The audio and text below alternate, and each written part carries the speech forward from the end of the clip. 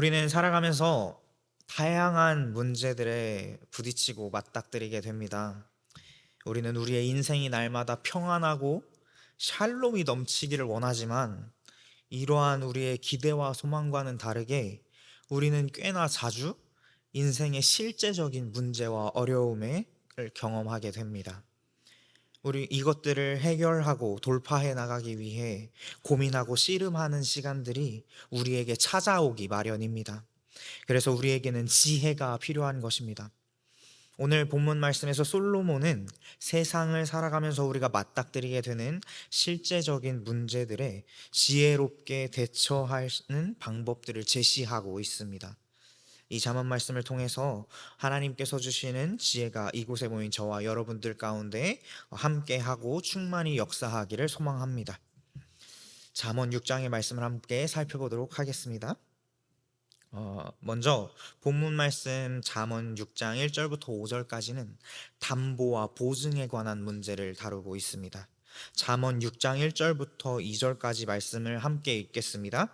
잠언 6장 1절부터 2절까지 말씀입니다. 내 아들아, 내가 만일 이웃을 위하여 담보하며 타인을 위하여 보증하였으면 내 입의 말로 내가 얽혔으며 내 입의 말로 인하여 잡히게 되었느니라. 아멘. 그가 아무리 좋은 마음으로 그 이웃을 불쌍히 여기는 마음으로 그 이웃에게 보증을 서주는 것은 그가 한 그 말에 스스로를 걸려들게 하고 그 말에 자신을 잡히게 한다는 것입니다. 담보와 보증이요, 오늘날을 살아가는 우리에게도 굉장히 경계가 되는 민감하고 심각한 문제입니다. 우리도 형제 사이에도 보증은 서주는 게 아니다라고 말을 할 정도로 담보와 보증은 위험하고 자신을 스스로 잡히게 만드는 꼴이라는 것입니다. 여러분, 우리 그리스도인들은 예수님께서 말씀하셨던 것처럼 내 이웃을 내 몸과 같이 사랑해야 할 줄로 믿습니다. 그렇다고 해서 이웃을 불쌍히 여기는 마음으로 그를 위해 보증을 서는 것이 무조건 하나님 앞에 선하게 보이는 것은 아닙니다. 어쩌면 그 행동은 타인을 위해서 한 것일지라도 하나님 보시기에 미련한 일로 비춰질 수 있습니다. 성경에서 타인을 위해서 보증하고 담보하는 것이 그것 그 자체로 금지하고 있지는 않습니다. 그러나 사람들이 경솔하고 성급하게 보증을 설 때가 많다 보니까 그로 인해 나쁜 결과를 가져오는 경우가 허다했기 때문에 담보와 보증을 서는 일이 경계의 대상이 되고 주의하고 기피해야 하는 일이 되었던 것입니다. 내 이웃을 내 몸과 같이 사랑하라 라고 말씀하셨던 주님이요, 뱀같이 지혜롭고 비둘기같이 순절하라고도 말씀하셨습니다. 아무리 불쌍하고 남을 돕는 일, 이웃을 돕는 일이라고 할지라도 그 상황을 우리가 지혜롭게 판단할 줄 알아야 한다는 것입니다. 잠언 17장 18절에는 이러한 말씀이 있습니다. 지혜 없는 자는 남의 손을 잡고 그의 이웃 앞에서 보증이 되느니라. 아멘. 당시에는 남의 보증을 설 때 서로 악수함으로써 그 보증의 서약을 하는 풍습이 있었습니다. 지혜 없는 사람은 여기저기 악수함으로 보증의 서약을 함부로 하고 다닌다는 것입니다. 이렇게 함부로 다른 사람의 담보나 보증을 서는 행위는 하나님 보시기에 지혜 없는 자와 같고 미련한 자와 같은 것입니다. 결국에는 그는 자신을 타인의 손에 잡히게 할 것입니다. 이곳에 계신 저와 여러분들은 뱀같이 지혜롭고 비둘기같이 순전하신 분들인 줄로 믿습니다. 본문 말씀으로 돌아가 보도록 하겠습니다. 오늘 말씀 3절에 보시면 솔로몬은 만약 내가 이웃을 위해 담보와 보증을 섰다면 어떻게 해서든지 속히 그 보증의 의무에서 벗어나야 한다고 강조하고 있습니다.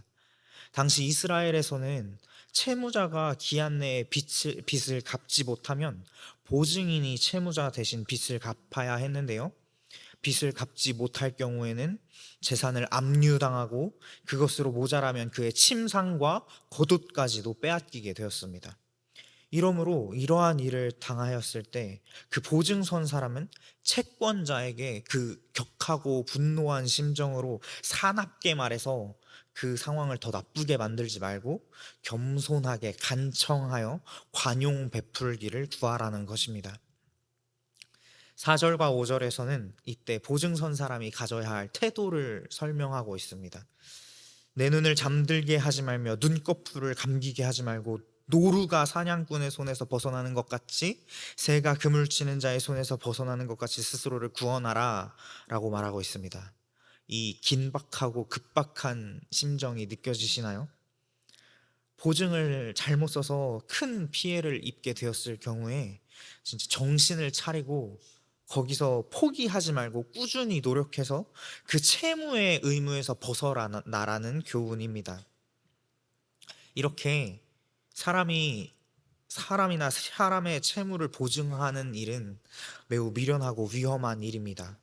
우리는 미래에 어떤 일을 당할지 아무도 알 수 없습니다. 지금은 갚을 능력이 충분해서 보증을 섰다고 할지라도 당장 내일 어떤 일이 우리에게 일어날지 모르는 것입니다.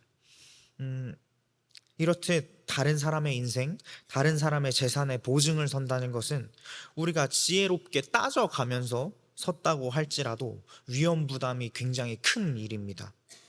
인간은 누구를 보증해 주거나 무엇을 담보해 줄 수 있는 그런 존재가 아닙니다. 보증은 내가 할 수 있는 영역 너머의 일입니다. 아무도 자기 자신을 보증할 수 없고 그렇기에 더더욱 남을 보증해 줄 수는 없는 일입니다. 그러나 우리 인생을 책임지시고 보증해 주시는 분이 계십니다. 바로 하나님이십니다. 고린도후서 1장 21절부터 22절까지 말씀을 제가 한번 읽어보도록 하겠습니다. 우리를 너희와 함께 그리스도 안에서 굳건하게 하시고 우리에게 기름을 부으신 이는 하나님이시니 그가 또한 우리에게 인치시고 보증으로 우리 마음에 성령을 주셨느니라. 아멘. 하나님께서는 우리를 그리스도 안에서 든든히 서게 하시고 우리에게 기름을 부으셨습니다. 우리가 그리스도 안에서 하나님의 기업의 상속자가 되게 하셨습니다. 이러한 하나님께서 우리를 자기의 것이라고 인치시고 그 보증으로 우리 마음에 성령님을 보내주셨습니다. 하나님께서는 그리스도 안에서 성령을 통해 우리 인생과 우리의 신분을 보증해 주십니다. 우리로서는 할 수 없는 그것을 하나님께서는 하십니다. 우리에게 너는 내 것이라 말씀하시고 그 보증으로 우리에게 성령 하나님을 보내주신 우리 하나님을 우리가 끝까지 놓치지 않기를 소망합니다. 계속해서 말씀을 살펴보도록 하겠습니다. 잠언 6장 6절과 6절부터 11절까지는 게으름에 관한 경고를 담고 있습니다. 게으름은 행동이 느리고 움직이거나 일하기를 싫어하는 태도나 버릇을 말합니다. 내게 주어진 일을 계속해서 미루고 일하기를 싫어하는 것, 회피하려는 것입니다. 이 게으름의 본질은 하나님께서 창조하신 시간을 내 것으로 여기고 내 뜻대로 사용하려는 것입니다. 하나님은 창조주이시며 나는 피조물임을 인정하지 않으려는 마음입니다. 내가 창조주가 되어서 내 인생과 내 시간을 멋대로 사용하겠다는 것입니다. 다른 동물들과는 다르게 하나님의 형상으로 지어진 인간이 자신의 피조물됨을 잊어버리고 하나님의 창조 질서에 합당하지 않은 삶을 살아갈 때 하나님께서는 하나님의 창조 질서 아래에서 살아가는 그 하찮은 개미를 통해서도 역사하시는 것입니다. 하나님께서는 능히 돌들로도 아브라함의 자손이 되게 하실 수 있다고 말씀하십니다. 하나님의 창조 질서에 어긋나게 살아가는 인간은 하나님의 창조 질서에 따라 순종하고 살아가는 동물에게서라도 배워야 한다는 것입니다. 우리 함께 본문 말씀 6절부터 8절까지 말씀 함께 봉독하겠습니다. 6절부터 8절까지 말씀입니다. 게으른 자여 개미에게 가서 그가 하는 것을 보고 지혜를 얻으라. 개미는 두령도 없고 감독자도 없고 통치자도 없으되 먹을 것을 여름 동안에 예비하며 추수 때에 양식을 모으느니라. 아멘. 개미는 여름 동안 부지런히 일해서 겨울을 날 준비를 합니다. 추운 겨울에는 일을 할 수 없기 때문에 여름과 가을에 일에 전념해야 하는 것입니다. 그들은 두령도 감독자도 통치자도 없이 부지런히 일하는데요. 이것은 계미를 창조하신 하나님의 질서에 따른 것입니다. 하나님께서 그들에게 주신 시간을 어, 하나님의 시간표에 따라 열심히 최선을 다해 살아가는 것입니다.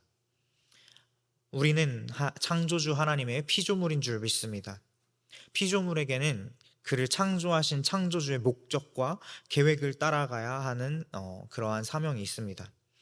우리 또한 마찬가지입니다. 하나님께서는 그 목적 안에서 우리를 일하게 하시고 우리가 쉼을 얻게 하십니다. 우리는 하나님의 시간표 안에서 일해야 할 때 일하고 쉬어야 할 때 쉬어야 합니다.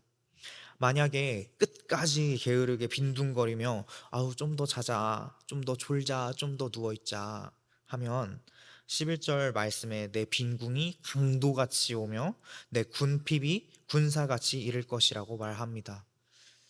좀 더 자자, 좀 더 졸자, 좀 더 누워 있자. 뭔가 저의 모습을 바라보는 것 같지만, 네. 네. 이렇게 하면 가난이 우리에게 예측할 수 없게 서서히 다가와서 우리를 집어삼킬 것이라는 것입니다. 그래서 우리가 눈치챘을 때에는 이미 늦어버린 경우가 허다합니다. 또한 가난은 군사같이 우리에게 다가온다고 합니다.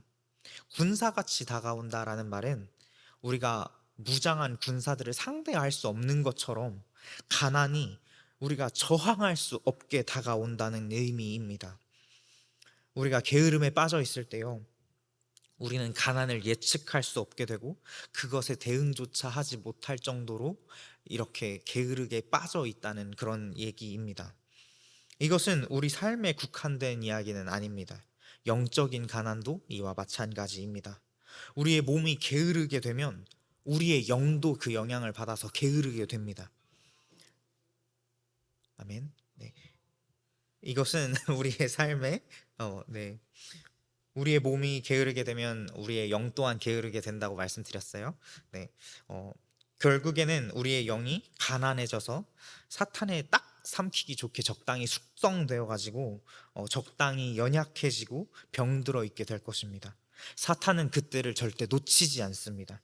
사탄은 우리가 예측하지 못하게 와서 저항조차 허락하지 않고 우리를 삼켜버릴 것입니다. 우리가 이러한 사탄의 공격에 부지런히 대비해야 합니다. 우리의 몸과 영을 하나님의 시간표에 맞추어 부지런하게 해야 합니다. 우리가 이렇게 준비할 때 사탄은 우리를 틈타지 못하게 될 것입니다. 마지막으로 본문 말씀 12절부터 19절까지의 말씀을 함께 보겠습니다. 12절부터 19절까지 말씀은 여호와께서 미워하는 것들을 제시하고 그것들로부터 멀어질 것을 강권하고 있습니다. 우리 함께 12절부터 19절까지 읽는 건 좀 그렇으니까 15절까지 한번 읽어보도록 하겠습니다. 12절부터 15절까지입니다. 함께 봉독하겠습니다. 불량하고 악한 자는 구부러진 말을 하고 다니며 눈짓을 하며 발로 뜻을 보이며 손가락질을 하며 그의 마음에 패역을 품으며 항상 악을 꾀하여 다툼을 일으키는 자라. 그러므로 그의 재앙이 갑자기 내려 당장에 멸망하여 살릴 길이 없으리라. 아멘. 불량하고 악한 자는 그릇된 말, 구부러진 말을 하고 다니며 눈짓, 발짓, 손짓으로 그들의 동료들과 악한 계략을 세우며 마음이 삐뚤어졌고 항상 악을 꾀한다라는 것입니다. 하나님께서는 이러한 자들을 그냥 두지 않으십니다. 어제 함께 살펴보았던 것처럼 하나님께서는 각 사람의 행위대로 보응하시고 갚으시는 분이십니다. 이들은 결국 재앙을 만나 순식간에 망하고 회복되지 못하게 될 것입니다. 우리가 그러므로 이러한 자들을 피해야 할 줄 믿습니다. 또한 16절부터 19절까지에 나와 있는 그 7가지의 일들을 경계해야 합니다. 그것은 교만한 눈, 거짓된 혀, 무죄한 자의 피를 흘리는 손, 악한 계교를 꾀하는 마음, 악으로 달려가는 발, 거짓을 말하는 망령된 증인, 또 형제 사이를 이간하는 자입니다. 이것이 대부분 우리의 몸으로 행하는 죄입니다. 눈, 혀, 손, 마음, 발, 입으로 범하는 죄입니다. 우리의 대부분의 죄는 우리의 몸을 통해 범하게 되는데요. 우리가 우리의 몸을 거룩하게 구별하여서 사용하기만 해도 우리는 이 죄악 가운데 서지 않게 될 줄로 믿습니다. 우리가 우리의 몸을 거룩하고 정결하게 구별하여서 이 더러운 죄악들을 경계하고 막아내는 자들이 되기를 간절히 소망합니다. 네, 말씀을 정리하도록 하겠습니다. 오늘 우리는 잠언 6절 말씀을 통해서 우리가 살아갈 때 마주하게 되는 실제적인 삶의 문제들을 어떻게 지혜롭게 대처할 수 있을지를 살펴보았습니다. 우리는 예수 그리스도 안에서 영생의 축복을 받은 자들입니다. 예수 그리스도의 크신 은혜로 말미암아 우리는 하나님의 거룩한 백성이 되었습니다. 영생은 죽어야만 누릴 수 있는 삶이 아닙니다. 하나님을 구주로 영접하고 거듭난 인생이 이 땅에서부터 누리는 삶이 영생입니다. 그러므로 하나님께서는 영생을 살아가는 우리의 실제 삶이 거룩하시기를 원하십니다. 우리가 하나님 나라의 시민이라면 그 시민으로서 마땅히 그 나라의 법을 지키며 살아야 하는 것입니다. 그 법은 하나님 말씀인 줄로 믿습니다. 우리가 우리 하나님의 말씀대로 살아가는 거룩한 성도의 삶을 잘 감당하며 나가기를 간절히 소망합니다. 그래서요, 이 시간 함께 기도하실 때에요, 이렇게 기도했으면 좋겠습니다. 하나님, 우리가 하나님의 나라의 시민으로서 주님께서 우리에게 주신 그 말씀대로 사는 자 되기를 원합니다. 주님, 우리가 우리의 거룩과 정결을 지키며 세상이 우리에게 보여주는 삶의 가치를 따라가지 않게 하여 주시옵소서. 오직 주님만이 우리의 모든 것 되십니다라고 이 시간 주님의 이름 여러 번 부르시고 함께 기도하시겠습니다. 주여.